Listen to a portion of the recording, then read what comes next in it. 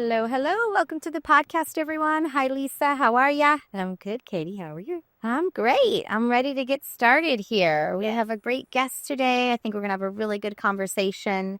Let's welcome Mallory Page to the podcast. Hi, Mallory. Hi, I am so excited to be here. Yes, thank you so much for giving us some of your time.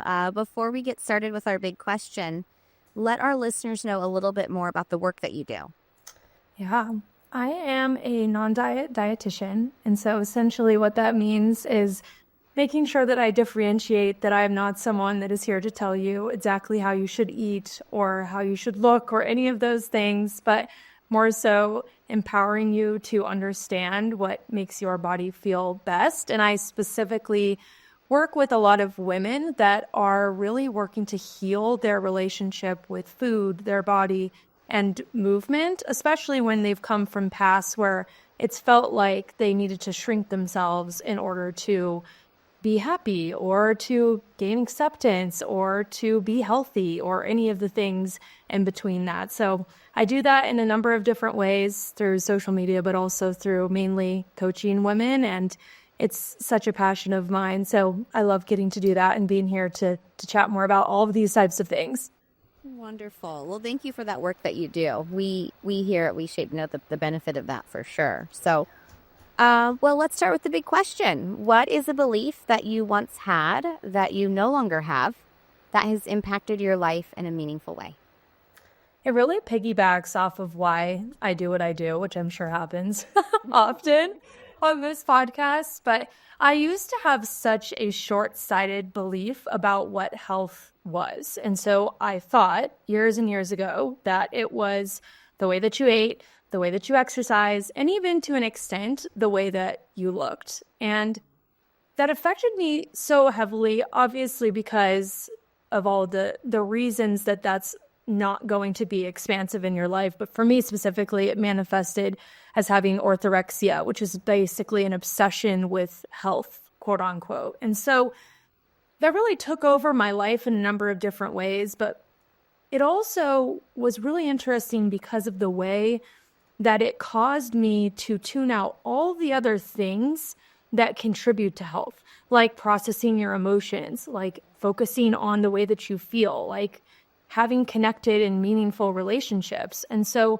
it wasn't just the view of health that was so stunted, but it was also then how it affected me. And transforming those things has made the biggest impact on my life of anything. Even, yes, healing from the eating disorder was a part of that, but it's the whole process in and of itself and that new view of health. That's a good one. And definitely was something that was a belief that I had as well, is that, and more directly, that health looked a very specific way. Mm-hmm. I don't remember having a lot of space for variation or diversity in health. It was like, this is kind of the one size fits all package we all need to be working toward. And you look like this and you eat like this and you move like this, or some variation of that. So that's a huge myth to debunk for yourself. So how did that, and I understand, the struggles with orthorexia, which I think is always interesting because orthorexia is just a reminder of how something that is really, can be really good for you, too much of some really good thing can still be really bad. And that's just what it is. It turns into an obsession, which is then not healthy for your mental health or your physical health. But I would love to hear how that transition, well, first, what kind of encouraged it or inspired the transition, like what happened in your life that made you open up your mind to the thought of what health really is, and maybe expanded it so much that it's harder to define now. I find that healthy is harder to define for me personally. But what happened, and then how has that shown up in your day-to-day life, personally and professionally? I love this question because it's something that I often get asked by my clients as well. What did you do or what caused it? And I always say, my journey is the exact opposite of what you should strive for, because I went to a rock bottom in order to heal, because a lot of my eating disorder manifested from traumas I had experienced that I wouldn't deal with. And so trauma and the way that suppressing our emotions can affect our body is so interesting. And for me, it showed up in a lot of different issues, these really debilitating panic attacks and these just consistently being really mentally unwell. And so that was, for me, the catalyst. I wish that it had happened earlier, but, it didn't. But the beauty of it is it happens exactly how it is meant to. And that journey then not only catapulted me into wanting to heal from orthorexia, because I realized, well, obviously this desire for perfection in every area of my life is not working, but it also led me on the journey to processing those emotions and different things. And I think that the way that that also shows up in my work is, of course, what you were saying, that my definition of what health is so broad. I agree with you completely. How can you really define health? Because it differs from person to person in so many ways for so many reasons. But I also find that because my journey was a little more unconventional, which I think a lot of eating disorders and disordered eating really are, and because of the fact that trauma and emotional suppression, these other things influenced it, I bring that into my work. And the person that comes to me, that is drawn to me, often needs those pieces in order to fully heal. Otherwise, they just kind of end up getting a little bit stuck. A lot of the women that come to me, they're like, I'm so much better than I used to be, but I don't have that full freedom and I don't feel my best. Well, that's six. It's like your experiences have prepared you for the clients and the people that you need to see. And I'm just curious, just a clarifying question. When you made that transition, were you already a dietitian, or so had you practiced in more of a diet-centered way and then transitioned, or did that dietitian career come after your expanded? Great question. So this was all happening around my junior year of college. So once I hit my junior year of college, I was of more of the traditional mindset. I actually had most of my experience in sports nutrition, which is a little bit different. So I never practicing in a more typical way. But since I was healing throughout that senior year of college, I luckily had some time. So by the time I was going through my dietetic internship and graduated, I had already adopted these mindsets and done extra research on it in my internship and on my own. So the timing honestly was wonderful in that sense. I would love to know, because I know some dietitians in the wellness space, like the more traditional wellness space. So when you're going to school and you're becoming a dietitian, are they talking about this stuff? Are they talking about trauma? Are they talking about eating disorders? Are they talking about weight inclusivity? Are they talking about health on a spectrum and being individual? Or was it like, okay, I'm going to go to dietitian school and then I'm going to learn this stuff outside of that? So it differs from program to program based off of where you go to school.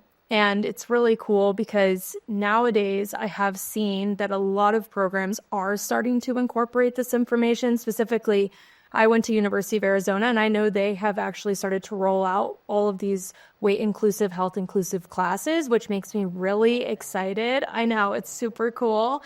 But when I was in school, we did not learn any of this. I mean, there was really no variation to it. There was much more of a traditional approach. And I always say, I have another program where I train practitioners. And in that program, I talk about how the only experience in my undergrad that I had even learning about eating disorders was when we had a guest lecturer come in to our counseling class for one class to talk about it. And that was pretty much it, other than more traditional M&T, I should say medical nutrition therapy, like the hospital approach to having someone with an eating disorder that comes in, which is really different than the psychological, emotional approach.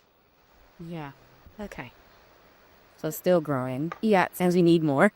Yes. Yeah. But what you learn in dietitian school, were you able to kind of say what I'm learning is actually completely disconnected from what our mainstream, were you able to make that connection that what we say is health and mainstream fitness and wellness and the media is completely disconnected from the actual science that I'm learning? It's interesting because I do think that it exists on a spectrum in what you're learning too, because you can sometimes look at the science and you can say, okay, what I'm learning right now shows that there is a sense of variation to how one's body is going to respond to different foods and how that will manifest in their health. And yet the angle or like the bias of the textbook may still present that you should eat this specific way. And so there are sometimes some contradictions to it.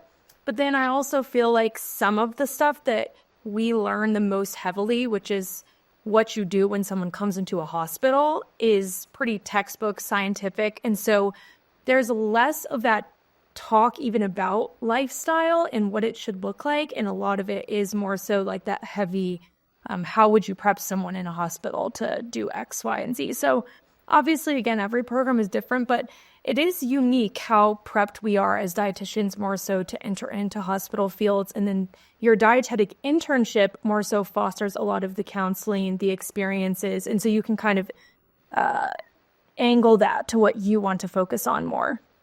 It just reminds me, because my degree was in child development, and 80% of the people in my program were going to teaching credentials.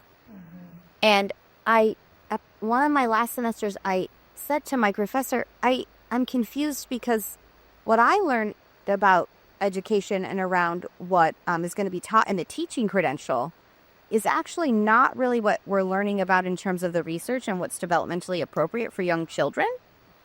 And she said, ooh, yeah, you're not a candidate for the program. You have to go into childhood advocacy. And I said, okay, got it. So I'm like, it just like, sometimes I feel like there's this disconnect in a lot of programs where it's like, we know this to be true in terms of, psychology and like when you're going to school to be a dietitian and learn about nutrition and child development. And then it's like, oh, but this is how we practice it in our mainstream culture. I'm like, whoa. Where's the disconnect? Quite all that. I hear you. What I wonder is like, is most of your work like about the emotional stuff? It's not even really about the food. Yeah, I do think that a lot of it comes down to the psychological, emotional pieces of one's relationship with food. And so we intermingle all different elements within my work. So we will talk about the very important structural types of things. Structural sounds so restrictive in a way, so I don't love that word. But when you're working with someone, it is important to say, okay, well, if you're eating one meal a day, we're going to focus on how can we increase that. And that is much more of a step-by-step process that isn't just mental. There's also physical barriers because people have a number of different things that influence how they eat and why they eat the way that they do. And we don't want to just simplify it too much to say, oh, it's only emotional, it's only mental. And yet at the same time, if we don't bring in those aspects, then we're kind of missing a piece of the puzzle. And I mean, there's so many other things. We also talk about the cultural areas of which can influence the way that we eat and our beliefs about that and how our upbringing was. And so I try to dive into as much as we can within the information that's always laid out for every single client, and yet also make sure it's specified to what each person needs because we're all so unique. There I go, trying to oversimplify it again. You're like, excuse me, didn't we discover in the beginning of the episode that everything is so like layered and It's layered, it's nuanced. And I like, in going back to like this whole idea about a definition of health and why it's hard to even create one. And I believe, it has a lot to do with health existing on this very broad spectrum. Like, ideally, I mean, there's no, I don't know what the rock bottom of health would be. Death? I don't know. But there's no like top or bottom. It's just like, different areas and phases of my life. I will be more or less healthy based on a number of factors. What's happening in my personal life, emotionally, what's happening in the environment, in some ways what's happening, in our community or relationally, politically. Like all of these things impact our health that are far beyond like, what did you eat and have you gotten in your macros today and what was your workout, right? There's so, and maybe the work is just allowing that, right? Allowing that, like, yeah. Like you always say, like, I'm not a project to constantly be fixed, right? Maybe I am in a season of stress and my mental health is taking a toll and I have awareness on that. And rather than criticizing, judging, beating myself up and trying to fix it, I'm going to allow it to be what it is for a little while, and I'll trust that I'll know when I need to do the thing to do the thing. Yeah, I love that. It's just, It's so simple.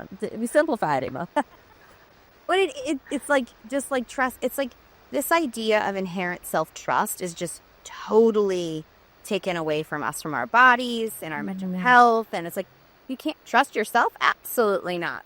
Like, where do we talk about that? Nowhere. Yeah. Yeah. I always say too, it's because diet culture, just as a system, it profits more when we don't trust ourselves. Because if we don't trust ourselves, then we look for external things to make us feel like we're doing the right thing. And then we send our money outwards rather than keep it within ourselves, because we're like, okay, if I do this next thing, this diet, this whatever it is, then I'm going to be in the place that I'm meant to be. But diet culture expertly moves the finish line every time you come close, so you never actually pass it. Moving so close. Oh, And capitalism keeps us there because I know firsthand, just like, even like, and you have a business too, it's like the fear of like, I want to have my business, and having a business means I have to make money, so I have to do these things to make sure I make money. And it's like, even just turning that on its head and just saying like, whoa, whoa, whoa, whoa, whoa. It's like, we don't trust anything. We don't trust that we can run companies through what I would consider conscious capitalism. Like, it's not one or the other. You don't like do good things and make no money and struggle and have that stress. that part. That's a different, it's not, everyone wants to, like I did in the episode, like, I want to make it black and white and simple. It's just, I also try to give compassion. A lot of us are just coming from fear. I know for myself in particular, it's just like, oh, I'm afraid if I don't do it that way, then that won't work. And, so it's a lot of control, a lot of fear, but I always do appreciate when people bring that up, right? That capitalism and diet culture are so intertwined. And I want to continue to encourage people to, you don't have to give your money where you don't want to give it.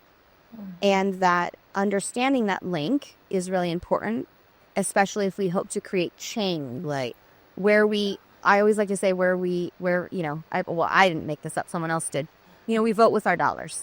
Right. So that's a really important thing to be mindful of as well. So, I'm curious, Mallory, what is like the most common thing that you're kind of always, like, oh, I see this in a lot of women when they're coming in, like, it's sort of this underlying thread that is woven between so many women. Is there a way that you can, or is it really just very unique every person, or are you seeing common threads in our culture that come through in your work? I would say that there are almost categories of common threads in the people that I see. So I'll have many women that come in that are the chronic dieters or even the wellness cyclers that kind of have always looked to the next thing. And so for them coming to me, it's taking a step that feels really scary because you're breaking a cycle and doing something totally different than kind of externalizing your trust and trying to then put it back to yourself. So that's one that I see a lot. I also see someone that has potentially gone through more traditional treatment for an eating disorder, and or they haven't, but they have dealt with more extremity within their relationship to food and exercise. And they're still dealing with the emotional and identity and kind of coping pieces that are caught up in food. So that's another thing. And then I would also just say that there are people that come to me that feel like they're in a good place, but their body image is just really taking over their ability to enjoy their life. And that is really the root of most of their issues. And oftentimes, not only society tells them, well, you need to be small and you need to shrink yourself, but it is often within their family dynamics as well. And so that's very oversimplified, but I also do think you can see those themes and that come up. Well, that makes sense. I think the family system piece is huge. A lot of people, I'm sure, we've spoken with psychologists and mental health therapists and dietitians, and most people can attest to their clients coming in with the same story of like, and a different version, but in my childhood, my mom said, my dad said, my aunt did, like we saw these images, we heard these words, and sometimes they were not directed at us in particular, but we absorbed the meaning. We grabbed onto the bias, the anti-fat bias. We grabbed onto the weight stigma. We grabbed onto the body image stuff because we heard other people do it to themselves, do it to others, or do it to us. And that is such a hard dynamic to separate from. And on that topic, I do body image coaching with my clients, and I can't demand it because everyone is an adult and it's kind of misconstrued, but I almost demand or heavily recommend or require that they are in mental health therapy at the same time, because the work is so deep and so heavy and so loaded. I can't possibly get to. That is not my training. I can't get to those roots with you. So do you find with your clients, most of them are in mental health therapy as well? Is it something that you recommend, or do you work with a team in any way where that is sort of a multidisciplinary situation so they have access to that? Or I love having therapy support. It is definitely my ideal scenario. If every single client could have it automatically, then that would be the dream. What I find is that most clients, there's very few that I've had that are otherwise, have either come out of a really long stint of therapy and are looking for a little bit more of a structured approach at this point, but still have that therapist they could go back to work with, or they're working with them concurrently. So to me, that is just the best case scenario, so they can be processing those other things. I do have a team of dietitians, and I actually am really hoping to bring on a therapist to that team to add that support in, which I think would be amazing. So that's on my goal list coming up. Love it. I mean, they speak to an important point, and I've shared, this is kind of what I had told you before. At one point at WeShape, I asked everyone in the company to go to 2 women in their life that they really cared about and ask them to share about their relationship with their body. If they felt comfortable, tell me about your relationship with your body now or even growing up. And not one person came back and said, I love my body. All the women in their life had either I was too thin, I was too fat, I was too this, I was too this. My mom said this, my dad said this, the friend said this. It was every single person had a negative relationship with their body. And I think about that now today. I'm like, wow, I didn't know any adults in my life who were like, oh my God, I love my body. right. Oh my God, I'm going to celebrate. I'm going to appreciate. I'm going to, I still don't think I know any adults in my life. I mean, it's there's no modeling of this, which makes the problem worse, because then we normalize that's, I'm like, no. But I think it just highlights. So then if that's your family experience, and you go out into a culture where that's everyone's family experience, then it's just, this is normal. And we don't question it. And just perpetuate the cycle. So I'm always fascinated with the family systems and some of the common threads there that perpetuate the normal cultural values. Or the cultural values that we call normal. The normalized. The normalized cultural values. Yeah, because I don't know anyone whose experience growing up was about body liberation. It always just hurts my heart whenever I think about that. I don't know about you guys, but it just makes me so sad to think about how many of us are affected in that way. And a lot of the time it is women. It doesn't mean that men don't deal with this, because they do. But what you're saying about the family system is so integral to it. But another thing that I often find comes up, and it's a big piece of education, is that people don't even know what their end goal with their body image should be. They're thinking, well, am I supposed to love how I look every single second? And I would say no, it's really not about that.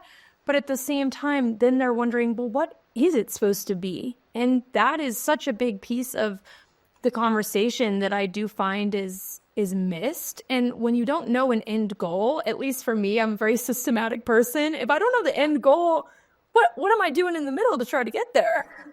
Yeah, it's very ambiguous, and you can't see what the goal is. So I think it's important to talk about that. And I'll say, for me and my work and in my work with my clients, my end goal for them is always body respect. I respect my body, whether I wake up in the morning and think it looks amazingly beautiful or not. I respect it enough to take care of it. I respect it enough to listen to it, to lean into its intuition and its wisdom, and to trust it. And for me, that's all you ever got to have. Like, I don't care about anything else. You never have to be body positive. Neutral is great, you know. I'd like you to not be body negative, but I just want you to have respect for it. And that encompasses, you know, a lot of different things for me. But I agree with you. Having a goal helps, because otherwise there's just so much ambiguity. It's like, what exactly what activity should I even be doing to work toward a better relationship with my body when I don't know what a better relationship with my body even means, you know? So I get that for sure. Yeah. Huh. Yeah. I mean, I think, and everyone's goal might be a little different, right? Like mine is a little bit more around like allowing. Just like you're judging today a little bit. Okay, be mindful of it. So yours sounds like body liberation. Yeah. Okay. Yeah. Like let it be there. What are you going to do? Are you going to obsess about it? No. Right. So like allowing myself, I always talk to my kids, and I don't know if this is even the right approach. I should probably check in on this, but like this idea that like we have a feeling and then we either want to run away from it or we want to run away from it, or sometimes we get stuck in it. And I feel like my goal with all of these things is like allow it and then know my personal limit of where now I've allowed it, and then I get stuck. Because the stuck is then where I need help. And often the help comes from outside of me. So don't ignore it. But, okay, the judgment's coming in, the critical thoughts, the fear of like my old thinking. I was similar to you with more of like the orthorexia, like the toxins and the health and all this. Okay, am I stuck there? That's your sign. That's when you're going to need a little bit of support. But allowing it and then seeing where it goes is kind of like more of the liberation piece for not trying to control and judge and be perfect, and just let it be what it is, and then know my own personal limits. For now, I'm back into obsessive thinking and I might need help, or this is beyond where I feel like I can get out of it. Right. And so that, like, even when my kids then, like my younger one was having a meltdown the other day over something, and it's fine. I said, let it come out. Let's let it come out. But then it went on for like a very long time. And I said, you know, I'm happy to sit here with you, but I wonder if it's also like impacting your ability to move through it. So I want you to have it, but I want to help you get unstuck if you need help getting unstuck. Yeah. That's so good. Yeah. Yeah. I love that. Well, it was so wonderful to talk with you today, Mallory, and thank you for the work that you're doing. I know it's benefiting a lot of people, women in particular. So thank you so much. Let our listeners know where they can find you. Yeah, thank you so much for having me. It was so wonderful. And I am Mallory J. Page on all the social media things, YouTube and Instagram and TikTok. And Instagram's my main platform that then leads to all the other things I'm going to mention. So I have a podcast myself called Seems Like Diet Culture. Yeah, I have that's a great... Yeah. I have a program called Unrestricted that is specifically about working through all the things that we've been talking about today, and also one called Body Love Club as well that works specifically on body image and achieving that relationship with your body that you're really striving for. So those are my main things, and I'm just so glad that we got to chat and go through everything today. Yeah, that's good. Thank you so much. We'll throw all of that in the show notes, and thank you again for joining us. Thank you, Lisa. Thank you to our listeners, and we'll see you next time. Thank you.